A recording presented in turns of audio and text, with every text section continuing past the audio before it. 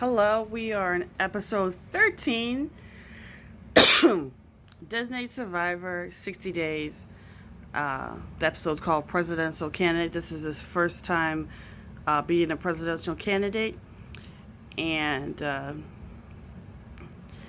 in the first episode, he comes back to the White House and he relieves Assemblyman O. And the Assemblyman remarks he wonders who's going to sit in that seat in 30 days, and he's very shifty, which is creepy as hell.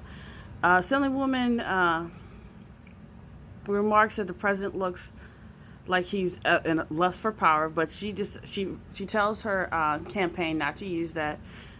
Even though she wants to win, she obviously can understand that Representative O, Mayor, is probably in cahoots with the terrorists. And there's probably something funny about him. He sounds very dangerous. He sounds very power hungry in private, and sounds different in public. And she's fearful of it. She wants to win, but she understands that anybody is better than Assemblyman O. So she tries. And since President Park is in the lead right now, she doesn't want to hurt his chances of winning, just to win herself. So what they do is President Park.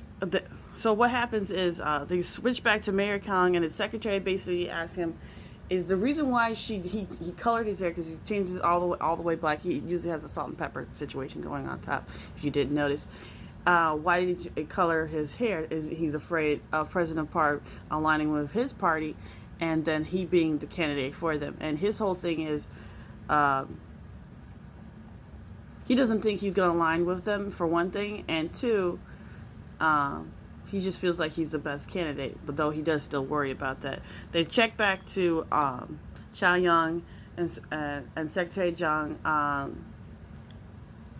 Jun, G-U-N, or Jung, Jon. I don't specifically know how to say it correctly, so I'll be honest with you. Jung.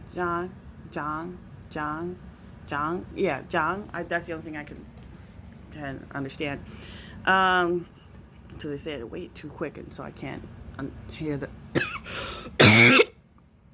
excuse me, enunciation of it. Ask him specifically about it, and his whole thing is that we don't know who the chair is in the party. We don't know what's going on. We need it to be where we're not fighting with our own party to make decisions. We shouldn't have everybody involved in the conversation about what everything should happen. So he decides to run as independent. Cha Young is worried. He says this is going to be a handicap, but if this is what you want, he goes and talks to Secretary Han. Secretary Han basically tells him, I don't think he can run. I don't think he has all the heart in him. I don't think he's going to win. I'm not going to be involved in this. I'm not going to get on this campaign. If I don't see him actually winning and actually hungry to win, I'm not just going to be bothered. Basically, he's throwing the towel in. And Chow Young tells him, I believe him. I see what he can do. I see the truth in him. And, if he wins in the polls, then he has to promise, Secretary Han has to join the campaign. So they set up this meeting to go and, well, it's day 35. Hana meets with her former partner in jail and basically asks him for help. He's the only person left who've actually been in contact with terrorists, and if they work together undercover, they can find it. But he says, his son, Jin Min, is still missing, and until he sees him and knows that he's safe, he knows that him being in jail is the only way he can keep him alive. So he's like, I'm not dealing with you. I'm going to walk away. Once my son is safe, then we'll talk. So she's like, okay, we need to go find him. So we click back to the president, and he is going to a movie premiere, and basically Chow Young explains to him what to do, to how long to have stairs, about what he looks, the handshake and all that stuff. He says everything's gonna be fine. Just be your perfect self. It's gonna be great. He's all excited to go. And the director comes, and they're taking pictures. He goes to give a shake, and she kind of leaves him hanging, which never looks good. She's basically annoyed because she feels like, and then even a reporter asks, like, are you here for votes or are you here to watch a movie? And he kind of doesn't say anything. He's kind of still nervous and stuff, you know. And he says, starts to talk about the movie. And she kind of loosens up and, you know, asks him about it. And the reporter asks, well, so what do you think is his interpretation right about the movie? And, you know, she, you know, always looking to the side. There's a woman on the side of her. She, you know, she says, no, actually, the movie's about love. And out of nowhere, she decides to grab the woman. Apparently, that was her partner. And she decides to come out. And shock of honor, one of the other secretaries is like, oh my God, should I go? But Cheyenne grabs him like, no. Just let him sit there. And he's in shock and awe. That basically takes up instead of people talking about the President Park, they're talking about, oh my God, they came out the couple of the century and all this stuff.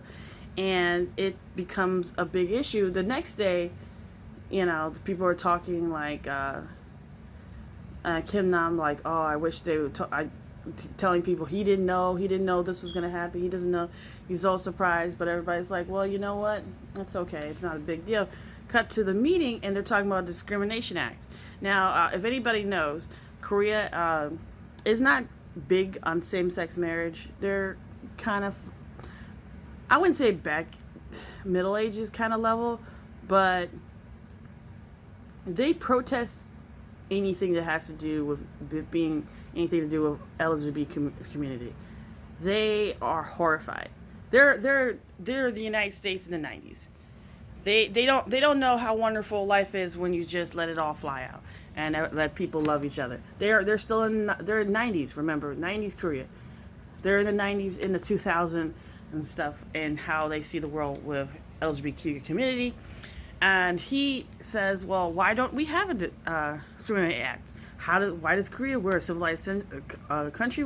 And so the whole room was kind of uncomfortable, like, oh, I don't know why. Because, you know, if you don't know about Discrimination Act, is that it aligns basically discrimination against being, it does not say about gay people specifically, but it says bisexual orientation and sexual preference. It basically says, you know, whatever you fly with, that's great. No one should treat you any different because of that. We have an expanded one in the United States, which specifically covers a part of the LGBT community, which was, I believe, rolled back by President Trump, I think. I know somebody rolled it back. I know it wasn't Obama, because he put more into it. And we also have something to do, expanded things with women. But essentially, most countries around, civilized countries around the world have that act. And that's why the UN was trying to get Korea to sign off on it. And President Park, seeing this as the equal rights issue, says, yeah, we should sign off on that. And everybody's like, I don't know. I'm going to cut off right here. Come back with you.